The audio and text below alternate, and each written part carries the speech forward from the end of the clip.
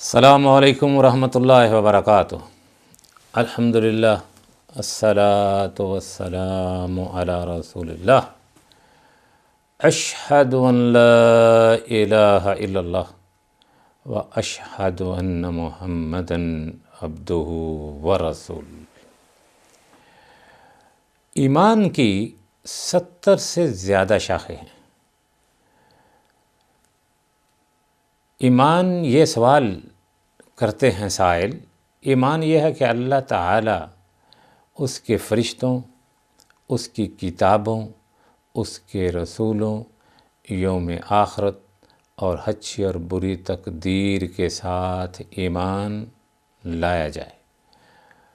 اور ایک حدیث میں نبی اکرم صلی اللہ علیہ وسلم نے فرمایا، الایمان بضع و سبعون باب، ایمان کے 70 سے زیادہ دروازے ہیں۔ ان دونوں حدیثوں میں تطبیق کیسے ہو سکتی ہے؟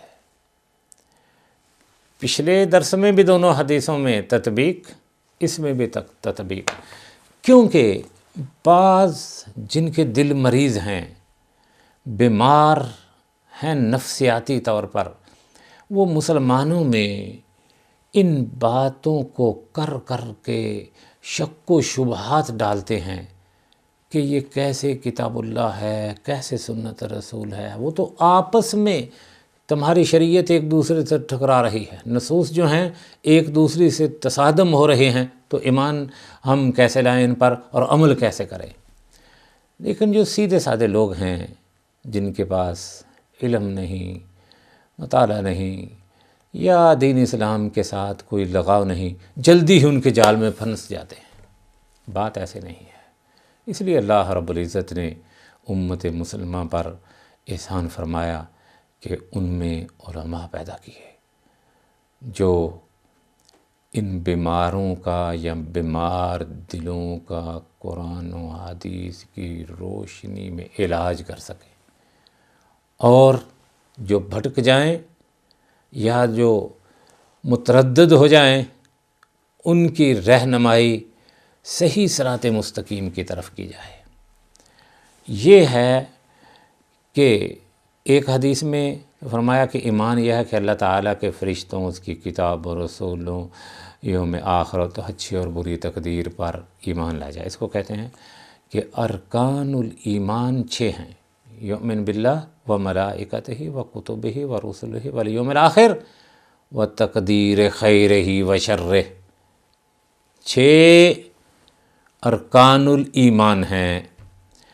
تو کہتے ہیں کہ دوسری حدیث میں فرمایا کہ الایمان بضع و سبعون بابا، کہ ایمان کے 70 سے زیادہ دروازے ہیں۔ ان دونوں میں آپس میں کیسے تطبیق ہو سکتی ہے؟ جواب یہ ہے، ایمان یعنی عقیدے کے 6 اصول ہیں جو حدیث جبریل میں، جیسے ہم نے پہلے بیان کی، مذکور ہیں۔ جبریل علیہ السلام نے جب نبی اکرم صلی اللہ علیہ وسلم سے ایمان کے بارے میں سوال کیا تو آپ صلی اللہ علیہ وسلم نے فرمایا کہ الایمان ان تؤمن باللہ، ایمان یہ ہے کہ اللہ پر ایمان لایا جائے، ایک، وملائکتہ، اور اس کے فرشتوں پر، وکتبہ، اور اس کی جو پہلے نازل ہوئی کتابوں پر ایمان ہو، ورسلہ، اس کے نبیوں پر 1,24,000، والیوم الآخر، اور آخرت پر ایمان کہ ہم نے مرنا ہے، مر کے بعد زندہ ہونا، اپنے رب کے دربار میں پہنچنا ہے۔ وَتُؤْمِنَ بِالْقَدْرِ خَيْرِهِ وَشَرِّهِ، اچھی اور بری تقدیر پر ایمان لایا جائے۔ اور وہ ایمان، سنیے ذرا، ایمان یہ ہے کہ تم اللہ اور اس کے فرشتوں اور اس کی کتاب اور اس کے رسولوں اور آخرت پر ایمان لاؤ، اور اچھی اور بری تقدیر پر ایمان لاؤ۔ اور وہ ایمان جو اعمال اور ان کی انواع و اجناس پر مشتمل ہے، اس کی 70 سے زیادہ شاخیں ہیں۔ اسی وجہ سے اللہ رب العزت نے اس آیت میں ان کو بیان فرمایا، اور نماز کو ایمان سے موسوم فرمایا۔ نماز کو ایمان کہا ہے یہاں، کس طرح ذرا سنیے۔ وَمَا كَانَ اللَّهُ لِيُضِيعَ إِيمَانَكُمْ إِنَّ اللَّهَ بِالنَّاسِ لَرَءُوفٌ رَحِيمٌ۔ اور اللہ ایسا نہیں کہ تمہارے ایمان یعنی نماز کو یوں ہی ضائع کر دے۔ اللہ تو لوگوں پر بڑا مہربان اور صاحب رحمت ہے۔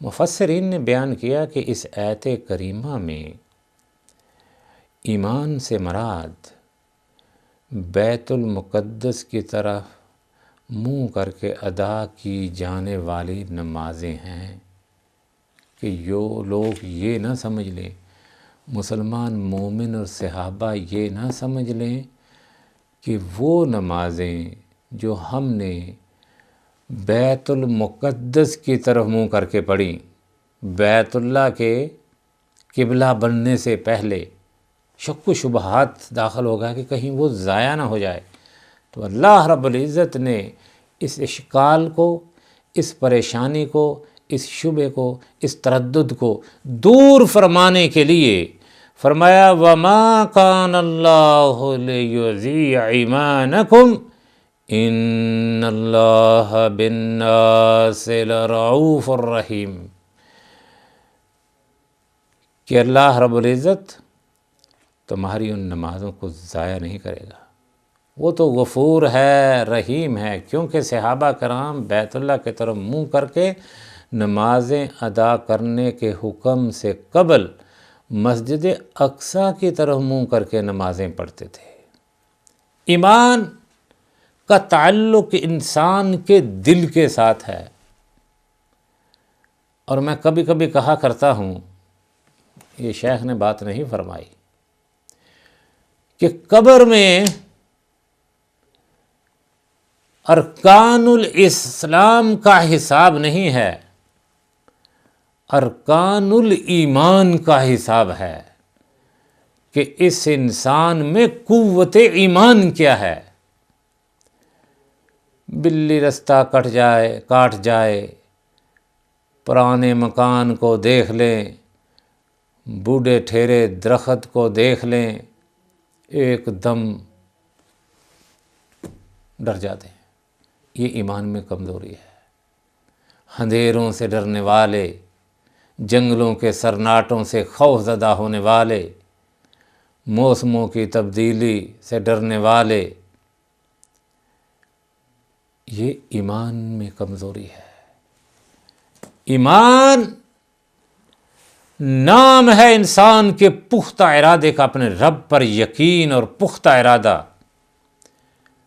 اس لیے اچھی اور بری تقدیر کو ایمان کے ارکان میں رکھا۔